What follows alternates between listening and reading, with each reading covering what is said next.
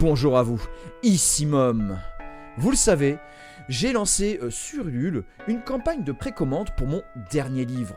Dernier livre parce que, comme je l'ai annoncé, on approche de la fin des activités momistiques, la fin de tout ce que je pourrais faire sur YouTube et compagnie.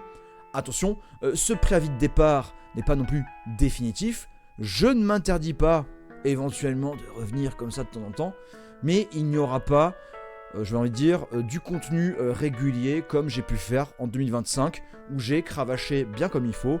Mais ça, voilà, je vais en parler ultérieurement. Parce qu'aujourd'hui, eh bien, on va causer plus particulièrement de la campagne de ce nouveau livre, Les pierres restent muettes. Et en fait, la dernière fois, j'avais un petit peu expliqué vite fait la campagne Ulule. J'avais dit quels étaient les tenants et aboutissants. J'avais mis en avant en fait quelques contreparties. J'avais évoqué aussi qu'on pouvait acheter différents livres, machin et tout ça, vous savez. Hein. Mais, quelque chose de très compliqué, c'est un peu de pitcher, faire un synopsis d'une nouvelle. Parce que pour Errant bord de la falaise et Litanie de l'acier, qui étaient des romans de fantasy, c'est plus facile de faire un pitch.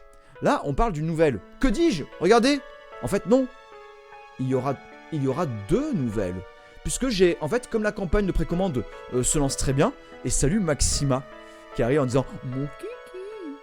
Eh bien, comme la campagne de précommande sont très très bien, là on est à 12 précommandes, et comme il y a des packs qui ont été pris, on est déjà à 300 €, donc j'ai pu ajouter une autre nouvelle qui est Un roi dans la brume, et justement, aujourd'hui, ce que je vais faire, c'est expliquer un petit peu quel était mon état d'esprit pour travailler, quelles étaient aussi mes inspirations, mes choix esthétiques, et un petit peu, voilà, aller un peu plus loin pour vous donner envie, éventuellement, de passer à l'achat. Allez, on va pas se mentir, hein. Parce que je sais qu'il y en a, par exemple, quand on leur dit nouvelle, prose poétique, recueil de poèmes, ça les fait peur, et je comprends. Surtout que l'offre littéraire est tellement variée, il y a tellement de choses à lire, pourquoi, Mom, viendrait-on acheter ton livre ? Pas de raison à pourquoi tu voudrais acheter mon livre. Peut-être parce que tu apprécies mon travail, par exemple, tu apprécies ce que je fais en littérature, tu apprécies mon ton, mes vidéos. Si tu veux me soutenir, ces bouquins, non seulement tu me soutiens, mais en plus de ça, t'as quelque chose, quoi. C'est pas genre, tu me finances et t'as juste des vidéos comme d'habitude. Non. Tu me permets d'apporter ce livre, et ce livre, tu l'as, il est à toi, et t'en fais ce que tu veux. Voilà. Tu le lis, tu le lis pas, tu le prêtes, tu le donnes. Voilà. Tu fais tout ce que tu veux. Maxima dit que c'est un survers vers l'aurore. Non. Et donc, je sais, voilà, prose poétique, ça fait peur. Mais, en fait, Les pierres restent muettes. Cette nouvelle-là, c'est pas en mode novella, patachou, c'est pas une telenovela. C'est une nouvelle dans le sens, c'est un récit court. Un récit court qui est sur plusieurs chapitres. J'ai d'ailleurs montré ça dans une publication ici, hein. J'ai fait un peu de teasing. J'ai montré un petit peu, voilà, la table des matières. Il manque juste la nouvelle Le roi dans la brume, mais je vais en parler. Donc en fait, ce livre se compose de trois parties. Donc il y a la partie nouvelle, il y a deux nouvelles, et la partie poésie. Et donc, d'un point de vue esthétique, d'un point de vue général, moi c'est vrai que au niveau de la poésie, initialement, ce qui m'a marqué quand j'étais adolescent, c'était la poésie romantique. Notamment, Lamartine, j'aimais beaucoup Lamartine. En fait, le romantisme, c'est pas terrible comme mouvement artistique. C'est un peu puant, si tu commences à creuser un petit peu. C'est pas foufou. Je pourrais rentrer dans un détail ou pas. En vrai, regardez pas comme tellement, l'Empire n'a jamais pris fin. Sur le 19e siècle, il y a plein de choses qui dit, c'est génial. Et au fur et à mesure de mes pérégrinations poétiques, il y a comme ça quelques poètes qui m'ont marqué. Poétesse aussi, poétesse Louise Michel, À travers la vie et la mort, c'est prodigieux. Et c'est fait avec des mots simples, Louise Michel, c'est ça que j'apprécie. Louise Michel, c'est vraiment une poésie des mots simples, mais il y a une grandeur, il y a des visions dans ses poèmes, j'en ai les frissons. Mais sinon, il y a d'autres poètes que j'apprécie, c'est Nerval et Supervielle. Jules Supervielle. En fait, Jules Supervielle avec la sphère a mis en place une sorte de poésie cosmique qu'il n'a pas forcément renouvelé ensuite, mais ça m'a marqué, cette poésie cosmique. Et Nerval, c'est l'épanchement du songe dans le réel. Nerval, c'est la frontière brisée entre l'imaginaire et le réel, le quotidien. C'est briser aussi le lien qu'il y a entre mythologie et expérience de la vie. Du coup, là, il mélange beaucoup de choses. En fait, le réel est perméable à l'imaginaire. Et donc tout ça, ça m'a profondément marqué, et c'est un peu le sens esthétique. Les pierres restent muettes, on le voit. Donc on a un prologue, enseveli sous les poussières, et on a en fait, j'ai dit, un récit qui est enchâssé, parce qu'en gros, on a deux récits qui se confrontent. On a les chapitres qui ne sont pas numérotés, et les chapitres numérotés. Donc Aurore, Éclat, Halo, Aube, Astre liquide, Effervescence, Ascension, Hologramme, c'est un récit. Et chapitre 1, Éveil, chapitre 2, Confusion, chapitre 3, Derrière le voile gris, chapitre 4, c'est musique que l'on ne peut chanter, et chapitre 5, Disparition du clone, Demise of the clone, Suffocation, voilà. Ça, c'est un autre récit. Et donc, comme j'ai fait pour les poèmes en piste, qui peuvent se lire de différentes façons, eh bien, ce récit, les pierres restent muettes, tu peux le lire de différentes façons. Tu peux lire straightforward, hein, tu suis des pages une par une. Tu lis un petit peu par-ci, un petit peu par-là, ou bien tu ne lis que les chapitres numérotés, puis tu ne lis que les chapitres qui ne sont pas numérotés. L'intérêt de la poésie, en fait, c'est que, d'une manière générale, moi, ce que j'apprécie faire, c'est un texte qui a l'air simple de lecture et d'approche, mais tu peux creuser, et tu peux avoir différentes interprétations. Et ça, c'est Nerval, encore une fois, c'est l'inspiration Nerval qui est extrêmement importante dans mon travail. Aussi, ce que je voulais dans Les pierres restent muettes, et on en parlera aussi davantage avec Le roi dans la brume, c'était Un roi dans la brume, pardon. C'était finalement ce qu'on retrouve dans Ico et Shadow of the Colossus. C'est un petit peu ce récit qui n'est pas dans un temps ou un espace donné. Des récits qui sont hors de tout. Enfin, Ico, ça pourrait se passer n'importe quand. Même s'il y a des références qui font un peu médiéval fantastique. Et même si on a un côté un peu inca, aztèque, en tout cas précolombien, il y a ce côté un petit peu hors de tout, hors du temps et de l'espace. Et du coup, bah, Les pierres restent muettes, on est complètement là-dedans. On est hors du temps et de l'espace. On est même, des fois, sur des éléments qui font un petit peu choc des dimensions, choc des temporalités. Il y a un autre élément qui me plaît beaucoup au niveau esthétique et au niveau spiritualité, c'est l'éternel retour. Le fait que peu importe ce que l'on fait, c'est cyclique. Et en fait, on revient toujours au point de départ, en ayant un petit peu progressé, mais on revient toujours back to square one. Voilà, l'éternel recommencement, l'éternel retour. Et justement, en fait, Les pierres restent muettes.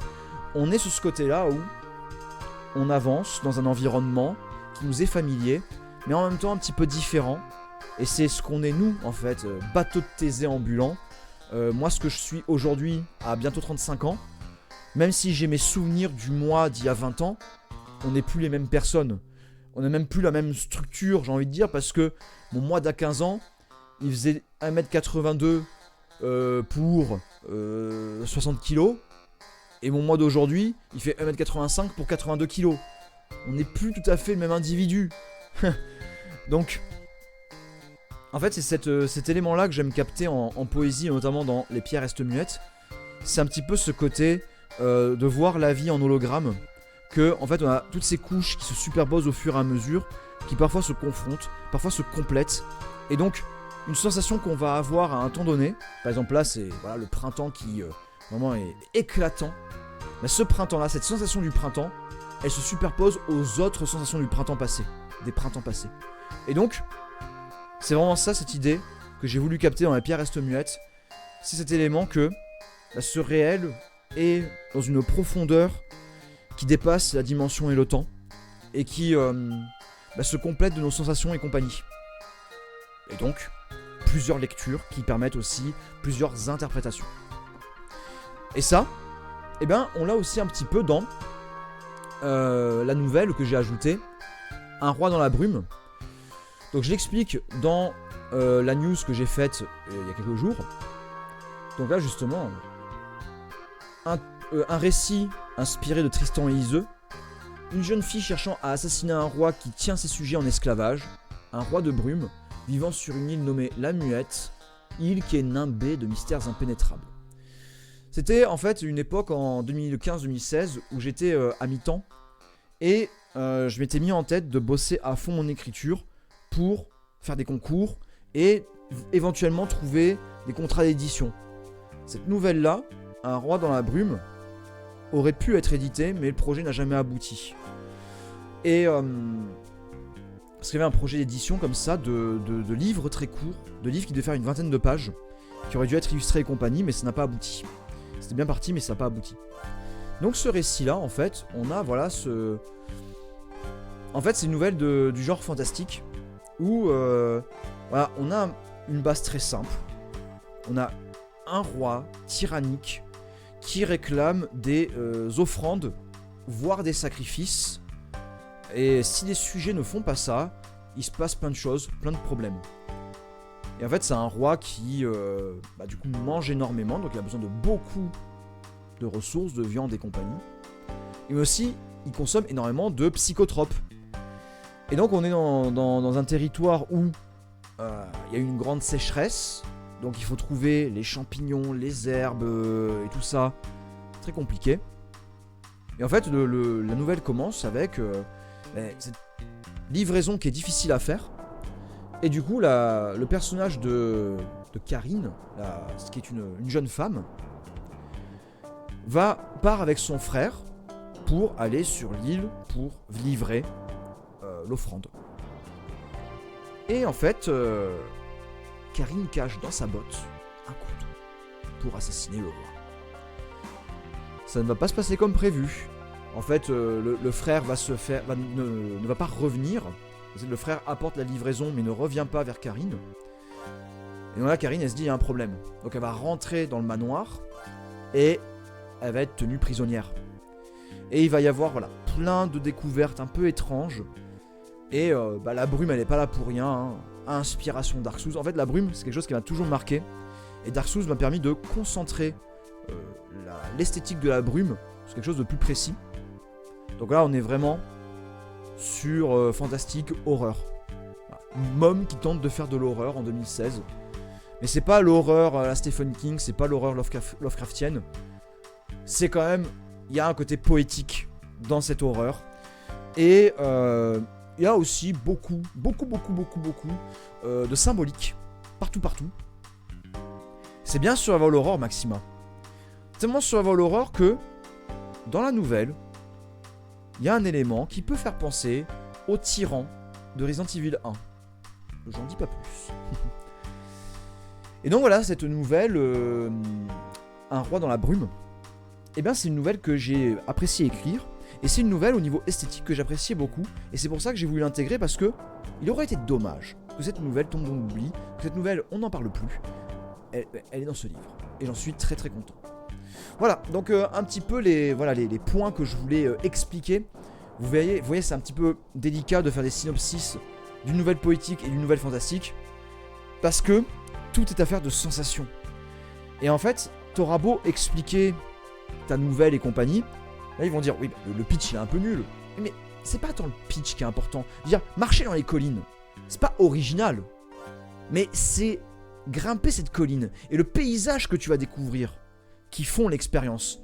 Et ben là, c'est un petit peu ce même ordre d'idée. Peut-être que le pitch, tu te dis, voilà, c'est basique et tout ça. Ouais, mais la manière dont c'est écrit, la manière dont c'est présenté, et les idées que j'ai agencées, c'est pas forcément quelque chose qu'on trouve ailleurs. Alors, je sais, je connais pas tous les auteurs, toutes les autrices, mais des retours de lecteurs et lectrices que j'ai eus, il y a quand même un style, il y a une identité, il y a une esthétique. Et encore une fois, ce qui me permet de dire que vaut mieux défendre l'artisanat, l'édition indépendante, que les livres fabriqués par IA. Parce que oui, les livres fabriqués par intelligence artificielle peuvent s'adresser à tes besoins très spécifiques, mais il n'y a pas cette convergence d'influence qui donne l'esprit, l'âme de l'ouvrage. Et parce qu'il y en a qui vont dire oui, mais quand tu parles de tes inspirations, d'un côté ça enlève un petit peu ta légitimité en tant que créateur, créatrice, parce que tu te mets dans un réseau et peut-être que ça va verrouiller ta propre esthétique. Moi, je suis pas d'accord avec ça. Justement, le fait de parler de ces références, ça permet de montrer l'humain qu'il y a derrière, l'humain qui a crafté, qui a fait de l'artisanat, qui a parlé avec son cœur en fait, tout simplement. Des choses qui l'ont fait vibrer et qui veut transmettre à son tour cette émotion d'une autre manière. Voilà. Si tout ça résonne en vous, eh bien vous avez le Ulule pour Les pierres restent muettes, et je vous rappelle qu'il y a le pack Codeur de l'Ascension, Ascension Codes, j'arrête la blague, et en fait si vous cliquez sur choisir, vous avez différents types de packs, donc c'est Les pierres restent muettes plus d'autres éléments, et si dedans il y a un pack que vous souhaitez mais qui n'est pas présenté, eh bien envoyez-moi un commentaire sur Ulule et je créerai un pack en fonction de ce que vous souhaitez. Voilà, parce que j'ai quand même 7 livres, et si je fais tous les packs possibles et imaginables, c'est compliqué.